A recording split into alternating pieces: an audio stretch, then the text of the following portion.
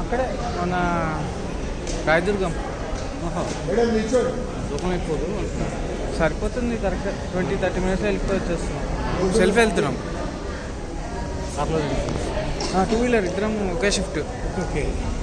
పొద్దున్న 6 కల్లా వెళ్ళిపోతాం, ట్రాఫిక్ ఉండదు. ఈవినింగ్ 4 కల్లా వస్తాం.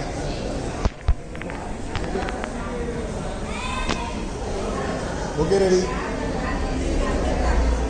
ఇలా మ్యాన్స్ మీరు దగ్గరండి మేడం. ఇక్కడ 1 మోర్ కొద్దిగా తల స్ట్రేట్ చేయండి.